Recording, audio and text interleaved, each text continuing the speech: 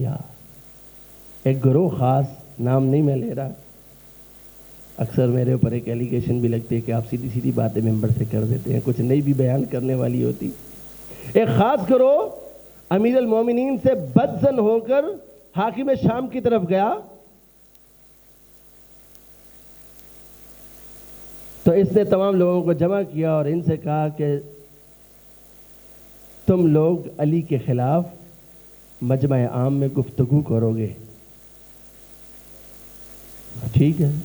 مجمع عام میں جب ان کو بلایا گیا تو حاکم شام نے کہا کہ یہ لوگ علی سے بدظن ہو کر آئے ہیں, علی بے انصافیاں کرتا ہے.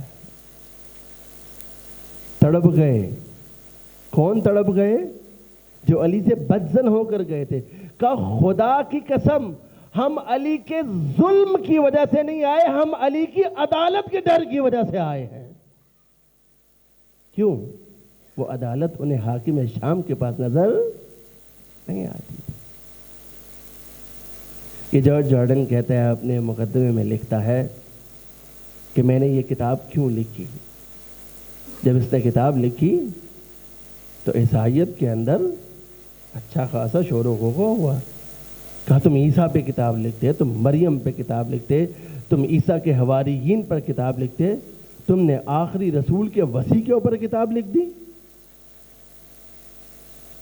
کہا میں چاہتا تھا کہ مرنے سے پہلے ایک ایسی کتاب لکھوں, 4 جلدوں پر مشتمل یہ کتاب ہے. کہا مرنے سے پہلے چاہتا تھا ایک ایسی کتاب لکھوں کہ جس کے اندر میں تمام شرافتوں کو جمع کروں, جس کے اندر میں تمام کمالات کو جمع کروں, جس کے اندر میں تمام صفات حسنہ کو جمع کروں. جب میں نے صفات حسنہ کو پڑھنا شروع کیا تو جب میں نے عدالت کو پڑھا, میں تمام اسلامی شخصیات کو پڑھتا پڑھتا پڑھتا عدالت میں علی ابن ابی طالب پر پہنچا, اور اس کے بعد میں نے یہ تلاش کرنا شروع کیا کہ کوئی ہے جو علی ابن ابی طالب سے زیادہ عدالت کرتا ہو اور گزر گیا ہو. میں نے طول تاریخ کو پڑھا, میں نے تاریخ بشری کو پڑھا, مجھے علی سے زیادہ عادل کوئی نظر نہیں آیا. پھر میں نے شجاعت کو پڑھا, شجاعت کو پڑھتے پڑھتے پڑھتے میں عباس پر آ کر رکا. مجھے لگا کہ عباس سے زیادہ شجاع کوئی اس دنیا میں نہیں ہے, لیکن جیسے ہی میں نے علی ابن ابی طالب کی شجاعت کو پڑھا مجھے لگا کہ یہ عباس کا بھی امام ہے. کہا میں تمام تر فضیلتوں کو پڑھتا چلا گیا, ہر فضیلت کے ٹاپ پر, ہر فضیلت کے سرے پر اگر مجھے کوئی ذات نظر آئی ہے تو وہ علی ابن ابی طالب کی ذات تھی.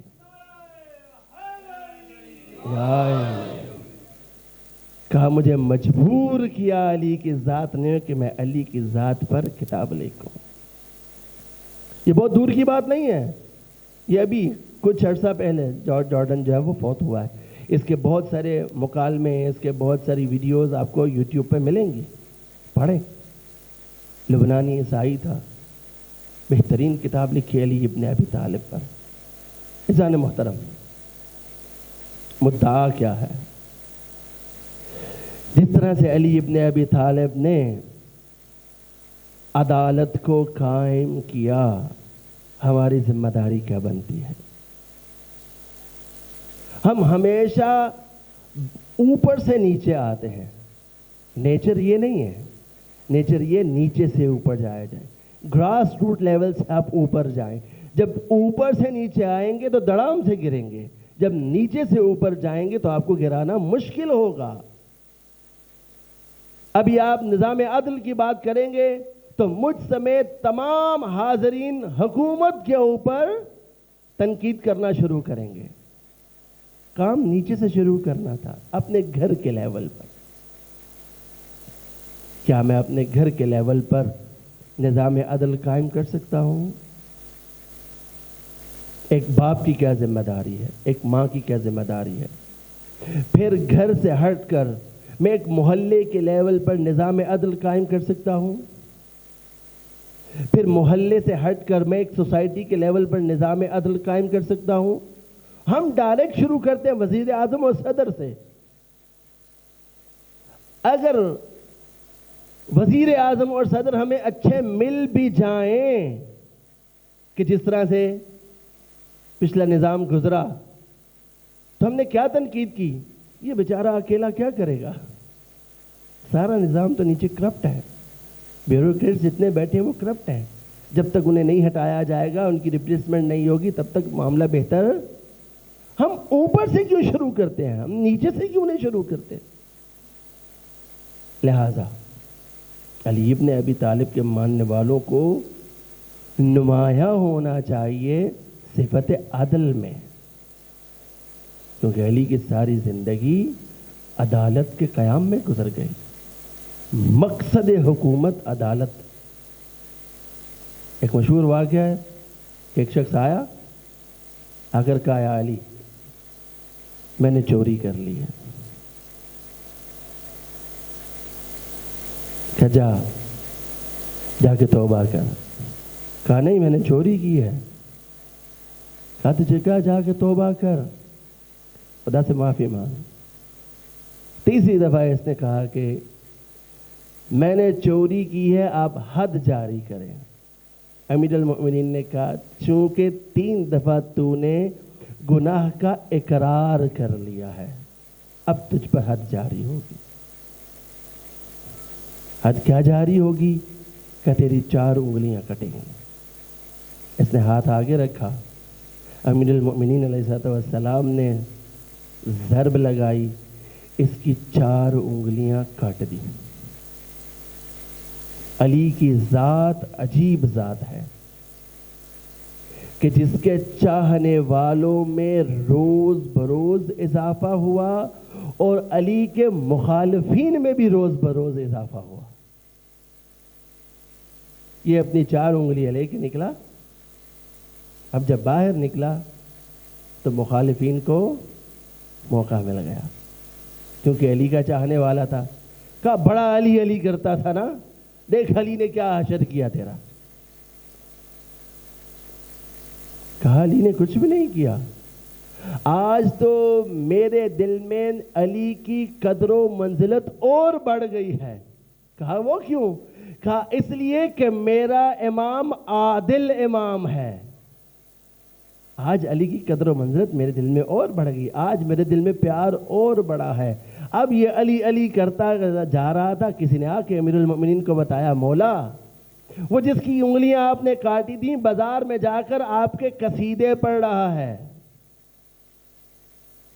ایسے ہی لوگ علی کے گرد جمع نہیں ہوئے، خود امیر المؤمنین نے بھی فرمایا نا کہ اگر میرے دشمن کو 7 اقلیم دے دی جائیں، یعنی زمین و آسمان کی سرداری دے دیں، تمام چیزیں اس کو دے دی جائیں، اور وہ میرا دشمن ہو اور اسے یہ کہا جائے کہ تم علی کی دشمنی سے منہ موڑ لو، تو خدا کی قسم میرا دشمن ہمیشہ میرا دشمن رہے گا۔ اور اگر میرے چاہنے والے کو یہ کہا جائے کہ تمہیں تمہارا سر قلم کر دیا جائے گا، تم علی کی محبت سے منہ موڑ لو، تو خدا کی قسم وہ اپنا سر دینا صحیح سمجھے گا، میری دوستی سے کبھی دستبردار نہیں ہوگا۔ یہ اپنی 4 انگلیاں لیے علی علی کرتے جا رہا تھا۔ جب علی ابن ابی طالب کو پتا چلا، منزلت دیکھیں، مقام دیکھیں، کسی صحابی کو بھیج سکتے تھے، صحابی کو نہیں بھیجا۔ حسن سے کہا بیٹا حسن جاؤ اپنے چچا کو بلا لاؤ۔ اللہ اکبر۔ علی نے بتایا ہے کیا کہ آپ نے دشمنی کس سے کرنی ہے، مجرم سے یا جرم سے؟ واپس آیا، علی ابن ابی طالب نے حکم دیا ایک صحابی کو کہ اس کی انگلیاں اس کے ہاتھ کے ساتھ رکھ دو۔ رکھ دی۔ اگر علی کہتے خداوندہ اس کی انگلیوں کو جوڑ دے تو کیا خدا رد کر دیتا؟ سوال ہی پیدا نہیں ہوتا۔ مصلی عبادت پر گئے، 2 رکعت نماز پڑھی، خدا کی بارگاہ میں دست سوال دراز کیا، دعا کی، یہاں دعا کی، وہاں پر اس کی انگلیاں جڑ گئیں۔ اب یہاں انگلیوں کا جڑنا تھا، یہ پہلے سے زیادہ جھوم کر علی علی کرتا ہوا جانے لگا۔ علی ابن ابی طالب واپس منبر پر آئے، لوگوں نے پوچھا یا علی یہ کیا تھا؟ پہلے آپ نے اس کی انگلیاں کاٹ دی اور پھر اس کی انگلیاں جوڑ دی، اگر جوڑنی ہی تھی تو کاٹی کیوں؟ کہا کاٹی اس لیے کہ اس نے میرے سامنے آ کر اقبال جرم کیا تھا۔ کہا پھر جوڑی کیوں؟ اسے کہتے ہیں نا پنجابی میں، نہ ٹھنڈے چین نہ تتے چین۔ پہلے سوال یہ تھا کہ کاٹی کیوں، پھر سوال یہ تھا کہ جوڑی کیوں۔ کہا جوڑی کیوں؟ کہا اس لیے کہ میں خدا کی حد جاری کر چکا تھا، اب جب میں نے دیکھا کہ وہ میری تعریف کر رہا ہے، اس کا مطلب ہے کہ اس نے اقبال جرم کے بعد اپنی اس حد کو بھی قبول کر لیا ہے، وہ پروردگار کی بارگاہ میں شاکی نہیں ہے، تو میں نے مناسب یہ سمجھا کہ اب اسے بخش دیا جائے، کیونکہ اس پر حد جاری ہو چکی ہے، وہ اپنے گناہ کی سزا لے چکا ہے۔ گناہ کی سزا لینے کے بعد اب بنتا یہ تھا، چونکہ وہ خدا کی بارگاہ میں شکایت نہیں کر رہا تھا، تو میں نے پروردگار کی اجازت سے اس کے ہاتھوں کو، یہ ہے آپ کا میرا امام۔ وقت بہت کم ہے، کوشش کریں، نہج البلاغہ آپ سب کے گھروں میں موجود ہے، شروع سے ابتدا نہ کریں۔ جس طرح ہم چھوٹے بچوں کو قرآن پڑھانے کے لیے کہاں سے ابتدا کرواتے ہیں؟ 30ویں سپارے سے۔ کیوں؟ جب وہ چھوٹی چھوٹی سورتوں کو پڑھتا ہے اور اسے پتہ چلتا ہے 30واں پارہ مکمل کرنے کے بعد کہ میں نے 1/3 قرآن کا پڑھ لیا ہے، تو اسے حوصلہ ہوتا ہے، اس کی جستجو بڑھتی ہے۔ اب اس کے فوراً بعد اس کو قرآن کی لمبی ترین سورہ بقرہ شروع کروا دی جاتی ہے اور وہ پریشان نہیں ہوتا۔ نہج البلاغہ بھی اسی طرح سے پڑھیں، آخر سے پڑھیں، جو کلمات کے ساتھ چھوٹی چھوٹی ایک ایک دو جملے پڑھیں، تاکہ پتہ چلے کہ آپ کا اور میرا مولا کہہ کر کیا گا۔ پڑھیں اور انہیں اپنی زندگیوں میں نافذ کریں۔ مولا ممبر پر تھے، ایک شخص آیا اور صدا دی، واہ مظلمہ، ہائے مجھ پر ظلم کر دیا گیا۔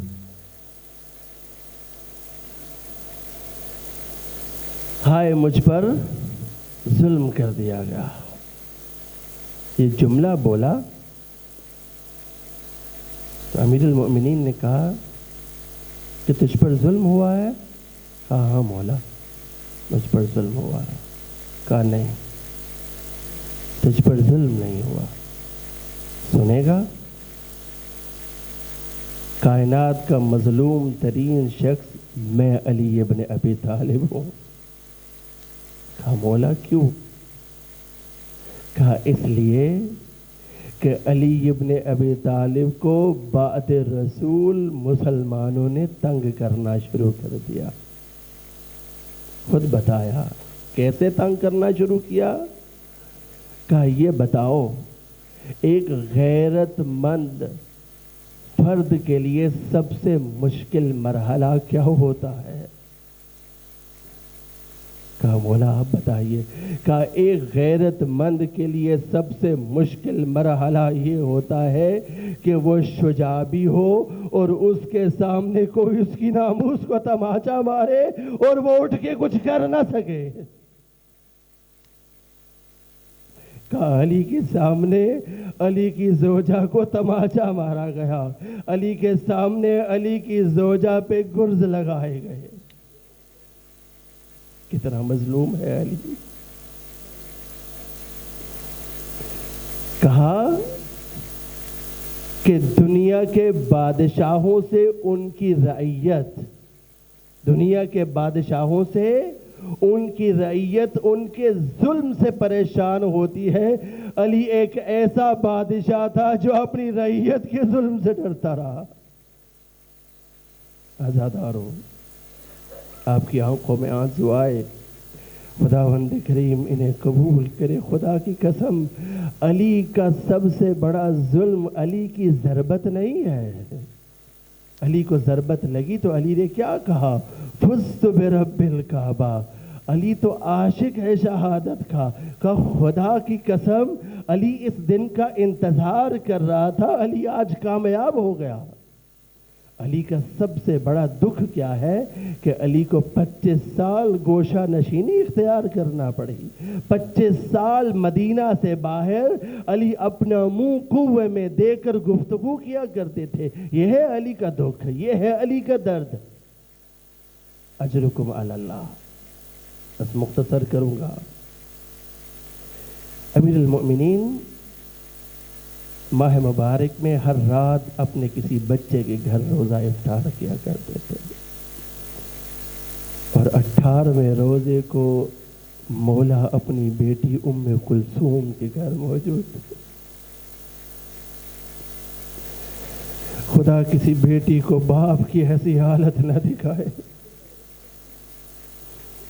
بیٹی نے دسترخوان لگایا، روایت کہتی ہے کہ ام کلثوم نے دودھ کا ایک پیالہ رکھا، ایک نمک کا پیالہ رکھا، اور ساتھ میں کچھ روٹیاں رکھیں۔ جیسے علی نے دسترخوان کی طرف دیکھا نا، کہا بیٹی ام کلثوم ایک چیز کو اٹھا لے اور ایک چیز رہنے دے۔ بیٹی آگے بڑھی، نمک کو اٹھانا چاہتی تھی، کہا بیٹی دودھ اٹھا لے، نمک رہنے دے۔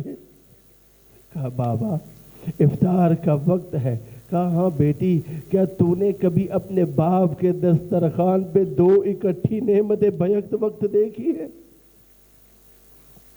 عزادارو، عجیب وقت تھا۔ علی ابن ابی طالب نے افطار کیا، 4 یا 5 لقمے لیے اور نمک سے افطار کیا۔ کہا بابا کچھ اور لیجئے۔ کہا نہیں بیٹی، تیرے نانا نے فرمایا ہے کہ جب خدا سے ملاقات کا وقت قریب آ جائے تو انسان کا پیٹ خالی ہونا چاہیے۔ بیٹی نے یہ جملہ سنا، برداشت نہیں کر سکی۔ کہا بابا یہ کیا ہے؟ کہا بیٹی حقیقت یہی ہے۔ عزادارو، علی ابن ابی طالب اس کے بعد اپنے حجرہ عبادت میں تشریف لے گئے، تسبیح و تقدیس میں اپنی رات کو گزارنا شروع کیا۔ رات کے کسی پہر میں دروازہ کھولا اور صحن میں آ کر آسمان کی طرف دیکھنا شروع کر دیا۔ آسمان کو دیکھتے، کچھ جملے بولتے اور واپس حجرے میں چلے جاتے، پھر تھوڑی دیر بعد باہر نکلتے، پھر آسمان کی طرف تاروں کو دیکھتے اور پھر اپنے حجرے میں چلے جاتے۔ اب جب تیسری دفعہ باہر نکلے، آسمان پہ تاروں کو دیکھا اور علی ابن ابی طالب نے ایک جملہ بولا، خدا کی قسم یہی وہ رات ہے جس کا نانا تیرے نانا رسول اللہ نے مجھ سے وعدہ کیا تھا۔ اس رات کو علی ابن ابی طالب کی داڑھی خون سے رنگین ہو جائے گی۔ بیٹی نے جملے سنے، تڑپ گئی، بابا جان اس طرح کی باتیں کیوں کر رہے ہیں؟ کہا یہ آج کی آخری رات ہے۔ دوبارہ گئے اپنے حجرے میں، مصلی عبادت پر ہے علی ابن ابی طالب۔ یہاں وقت اذان قریب ہوا، علی ابن ابی طالب نے اٹھ کر تیاری کرنی شروع کی۔ اپنا امامہ لیا، کمر بند باندھا، قبا کو اوڑا، صحن میں آئے۔ بی بی ام کلثوم نے کچھ مرغابیاں پال رکھی تھی۔ یاد رکھیے، امام صرف انسانوں کا امام نہیں ہوتا، امام پوری کائنات کا امام ہوتا ہے۔ جیسے ہی صحن میں آئے اور باہر جانے کا ارادہ کیا، ان مرغابیوں نے مولا کو اپنے گھیرے میں لے لیا۔ شاید یہ کہہ رہی ہو مولا آج مسجد کی طرف نہ جائیے، آج مسجد کی طرف نہ جائیے۔ آگے بڑھے، دروازے کو کھولا، جیسے ہی دروازے کو کھولا اور باہر نکلنا چاہتے تھے، دروازے کی کنڈی مولا کے کمر بند میں لگی اور مولا کا کمر بند کھل گیا. گویا کنڈی بھی یہ کہنا چاہتی تھی مولا آج مسجد میں نہ چاہیے, آج کی نماز گھر میں پڑھ لیجئے. لیکن علی ابن ابی طالب نے اپنے کمر بند کو باندھا اور مخاطب کیا اپنے آپ کو, اے علی اپنے آپ کو موت کے لیے تیار کر لے, موت تیرے انتظار میں کھڑی ہے. نکلے ہیں گھر سے علی ابن ابی طالب, مسجد میں گئے. جیسے ہی مسجد میں گئے کیا دیکھا, یہ ابن ملجم ملعون اوندے منہ لیٹا ہوا ہے. آگے بڑھے, اس کو ہلایا اور کہا اٹھ ملعون, تو جس کام کے لیے آیا ہے اس کا وقت ہو گیا. یہ ملعون اٹھا. علی ابن ابی طالب گلدستہ آذان پر گئے. آج علی کی زندگی کے آخری آذان تھی. آذان دینا شروع کی, اللہ اکبر. کوفہ والوں نے علی کی یہ درد بھری آذان سنی, لیکن کوفہ والوں کو معلوم نہیں تھا کہ یہ آج کی آذان علی کی زندگی کی آخری آذان ہے. آذان مکمل ہوئی. علی ابن ابی طالب محراب مسجد میں آئے, یہاں نماز شروع کی, 2 رکعت نافلہ نماز. علی ابن ابی طالب نے جیسے ہی نیت کی, یہ ابن ملجم مرادی طاق میں بیٹھا ہوا تھا, دیکھ رہا تھا کہ کسی وقت پہ مجھے موقع ملے, میں آگے بڑھوں اور تلوار کے وار سے علی کا سر قلم کر دوں. یہاں علی کا سر مسجد میں جیسے ہی محراب مسجد میں پہلے سجدے میں گیا, اس ملعون نے آگے بڑھ کر اپنی تلوار کا وار کیا. یہاں تلوار کا وار ہو رہا تھا, علی ابن ابی طالب سجدے سے واپس اٹھ رہے تھے, تلوار کا وار ہوا. روایت کہتی ہے علی کا سر 2 شکافتہ ہو گیا. اجرکم علی اللہ, اجرکم علی اللہ. علی کا سر 2 شکافتہ ہو گیا. علی ابن ابی طالب زمین پر گرے. یہاں زمین پر گرے, عرش سے جبریل امین نے اپنا تاج اتارا. واللہ تہدمت ارکان الہدی, ارکان خدا شہید ہو گئے. واللہ قتل علی ابن المرتضی, علی ابن مرتضی کو شہید کر دیا گیا. تاریخ کہتی ہے یہ آواز پورے کوفہ والوں نے سنی اور تمام کے تمام لوگ مسجد کی طرف دوڑے. تاریخ کہتی ہے, ایک جملہ بول رہا ہوں, تاریخ کہتی ہے کہ صرف مرد نہیں دوڑے, خواتین بھی گھروں کو چھوڑ کر مسجد کی طرف بھاگیں اور انہیں اپنے پردے کا خیال نہیں تھا. تاریخ میں کوئی ایک روایت ایسی نہیں ملتی کہ یہ آواز سن کے علی کی بیٹیاں گھر سے نکلی ہو. علی کی بیٹیاں گھر سے نہیں نکلی. حسن دوڑے ہوئے آئے, حسین آئے, کہا ہمیں کس نے یتیم کر دیا بابا؟ علی ابن ابی طالب نے کیا کہا؟ کہا حسن علی کو چھوڑ دو, پہلے صبح کی نماز پڑھاؤ. آپ کو اور مجھے درس دیا ہے. پہلا امام دنیا سے جا رہا ہے اور کہہ رہا ہے اپنے بیٹے کو پہلے نماز پڑھاؤ. نماز کو امام صادق نے فرمایا ہمارے چاہنے والا نہیں ہے وہ جو نماز کو خفیف سمجھتا ہے, جو نماز کو ہلکا سمجھتا ہے. حسن نے نماز پڑھائی. علی ابن ابی طالب نے اپنی زندگی میں پہلی دفعہ بیٹھ کر نماز پڑھی ہے. نماز مکمل ہوئی. ایک طرف سے حسن نے سہارا دیا, ایک طرف سے حسین نے سہارا دیا. علی ابن ابی طالب کو لیا, مسجد سے باہر نکل رہے ہیں. حسن گریا کر رہے ہیں, مولا چپ کروا رہے ہیں. حسین گریا کر رہے ہیں, مولا چپ کروا رہے ہیں. اصحاب گریا کر رہے ہیں, مولا چپ کروا رہے ہیں. سب سے کہتے ہیں چپ کر جاؤ, سب سے کہتے ہیں گریا نہیں کرو. یہاں جیسے ہی اپنے گھر کے قریب پہنچے نا, اپنے گھر کے قریب پہنچے تو کیا دیکھا ایک لمحے کو, علی کی خون سے رنگت بدل چکی ہے. ایک طرف سے حسن نے اٹھایا ہوا ہے، ایک طرف سے حسین نے اٹھایا ہوا ہے. تڑپ گیا میرا مولا، کہا حسن مجھے یہاں اتار دے، حسین مجھے یہاں اتار دے. اصحاب سے کہا کہ گھر کو واپس چلے جاؤ. اصحاب نے عرض کی مولا اس صورتحال میں آپ کو کیسے چھوڑ دے؟ کہا سنتے نہیں، اگر تم میرے ساتھ جاؤ گے اس حالت میں اگر میری بیٹیوں نے دیکھا ان کے گریہ کی آواز بلند ہوگی. علی کی غیرت یہ گوارا نہیں کرتی کہ میرے اصحاب کے کانوں میں میری بیٹیوں کے گریے کی آواز چلی جائے. میں ہاتھ جوڑ کے عرض کروں گا مولا آج آپ یہ برداشت نہیں کر رہے کہ آپ کی آواز، آپ کی بیٹیوں کی آواز آپ کے اصحاب کے کانوں میں پڑے. ذرا کل کربلا میں دیکھیے گا آپ کی بیٹیاں ہوں گی ظالم تماشا دیکھ رہا.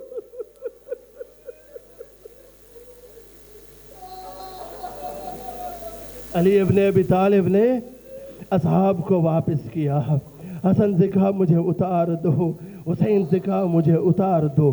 وہ علی جو اپنے اصحاب کو چپ کروا رہے ہیں، وہ علی جو حسن کو چپ کروا رہے ہیں، وہ علی جو حسین کو گریہ کرنے سے منع کر رہے ہیں، جیسے ہی اپنے گھر میں داخل ہوئے بیٹیوں نے باپ کی حالت دیکھی، اونچی اونچی گریہ کرنا شروع کیا. وہ علی جو سب کو چپ کرنے کا حکم دے رہے تھے، اب جب بیٹیوں کا گریہ سنا تو علی نے اونچی اونچی گریہ کرنا شروع کر دیا. برداشت نہیں کر سکا مولا. اجرکم علی اللہ، اجرکم علی اللہ. آزادارو آج کا پرسہ آپ نے سیدہ کو دینا ہے، آج کا پرسہ آپ نے حسنین کو دینا ہے، آج کا پرسہ آپ نے غازی علمدار کو دینا ہے. خدا آپ کی آوازوں پر رحمت کرے. امیر المؤمنین نے حکم دیا کہ مجھے میرے مصلی گاہ پہ لے جایا جائے. امیر المؤمنین کو لٹا دیا گیا. مولا نے سب کو وصیتیں کرنا شروع کی. سب سے پہلے اپنے بیٹے حسن سے کہا بیٹا اگر میں زندہ رہا تو میں اپنے قاتل سے بدلہ خود لوں گا، لیکن اگر میں زندہ نہ رہا تو یاد رکھنا میرے قاتل نے مجھے ایک ضرب لگائی تھی، تم بھی صرف ایک ضرب لگانا، لیکن اگر ممکن ہو تو اسے معاف کر دینا. تاریخ میں کوئی ایسا مقتول نہیں ملتا جو مرتے ہوئے اپنے قاتل کی سفارش کر رہا ہو کہ میرے قاتل کو معاف کر دینا. اجرکم علی اللہ. مولا نے وصیتیں کرنا شروع کی. طبیب کو بلایا گیا. جیسے ہی طبیب نے معائنہ کیا، تاریخ کہتی ہے طبیب نے اپنا امامہ پھینک دیا اور مولا کو مخاطب کر کے کہا مولا اپنے بچوں کو وصیتیں کرنا شروع کر. ذمہ داری کے ساتھ یہ بات کہہ رہا ہوں، کم و بیش 200 سے زیادہ یتیم بچے تھے جن کی کفالت علی کر رہے تھے. طبیب سے پوچھا گیا کہ علی کے لیے کون سی خوراک بہتر ہے؟ طبیب نے بتایا کہ اگر علی کو دودھ پلایا جائے تو شاید زہر کم سرایت کرے، اپنا اثر کم کر دے. مجھے نہیں پتا وہ مدینہ کے 200 یتیم دودھ کہاں سے لے کر آئے. تھوڑی دیر بعد وہ 200 یتیم علی کے دروازے پر کھڑے تھے. ہر یتیم بچہ یہ کہہ رہا تھا میرے بابا سے کہو 2 گھونٹ میرے سے دودھ پی لے. اجرکم علی اللہ، اجرکم علی اللہ. بس مختصر کروں گا. علی نے وصیتیں کرنا شروع کی. یہاں وصیتیں مکمل ہوئی. اپنی بیٹی زینب کبریٰ کو بلایا. جیسے ہی بیٹی قریب آئی نا، کہا بیٹا کچھ پوچھنا چاہتی ہے. بی بی نے اپنے آپ کو بابا کے سینے پر گرایا، اپنا منہ کان کے پاس لے گئی. بابا مجھے بتایا گیا ہے کہ نانا رسول اللہ نے ایک خاک نانی کو دی ہے جس کے بارے میں بتایا ہے کہ میرا بھیا حسین مارا جائے گا. بابا بتاؤ کیا وہ روایت صحیح ہے؟ کہاں بیٹا وہ روایت صحیح ہے. اس کے بعد علی ابن ابی طالب نے ایک جملہ اور بولا اور زینب عالیہ نے گریہ کرنا شروع کیا. روایت کہتی ہے علی ابن ابی طالب نے زینب کے ہاتھوں کو چومنا شروع کیا اور یہاں پر بیٹی باپ سے رخصت ہو گئی. 20 سال تک 40 ہجری کے بعد 60 ہجری تک ہر کوئی زینب علیہ سے یہ پوچھتا تھا بی بی یہ تو بتا بابا نے تیرے کان میں کیا کہا تھا, بی بی یہ تو بتا بابا نے تیرے کان میں کیا کہا تھا. لیکن بی بی نے کسی کو نہیں بتایا کہ بابا نے میرے کان میں کیا کہا تھا. عزادارو وقت گزرا, شام غریبہ گزر گئی. یہ لٹا ہوا قافلہ کوفہ اور شام کی طرف رواں دوا ہوا. جیسے ہی یزید کا دربار آیا, یزید کا دربار آنا تھا کہ زینب علیہ نے سید سجاد کو بلایا. کہا سید سجاد جا ذرا یزید سے کہ ہم نے سارے راستے میں تم سے چادریں نہیں مانگی. تیرے دربار میں عیسائی موجود ہیں, تیرے دربار میں یہودی موجود ہیں, تیرے دربار میں غیر مسلم موجود ہیں. اگر تھوڑی دیر کے لیے تو ہمیں چادریں دے دے, میں علی کی بیٹی وعدہ کرتی ہوں کہ جیسے ہی تیری دربار سے نکلوں گی یہ چادریں واپس کر دوں گی. سید سجاد یہ پیغام لے کر گئے.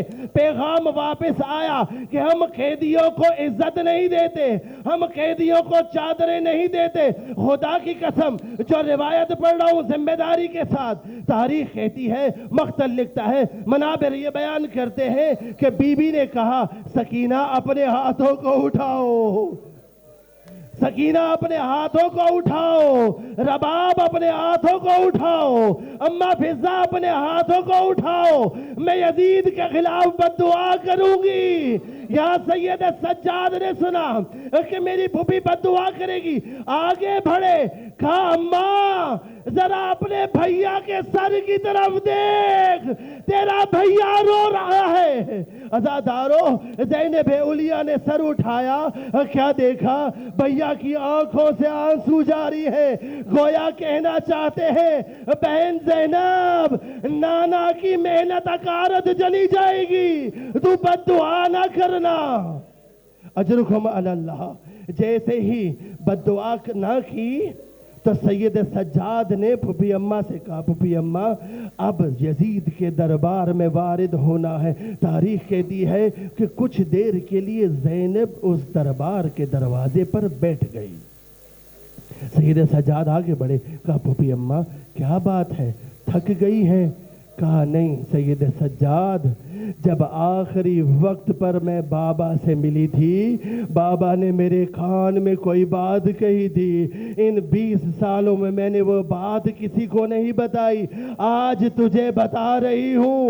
جب میں نے کان اپنے بابا کے منہ کے پاس کیا تھا تو بابا کہہ رہے تھے بی بی تجھے شرابی کے دربار میں جانا پڑے گا, تیرے سر پر ردا نہیں ہوگی, سید سجاد تیرے ساتھ ہوگا.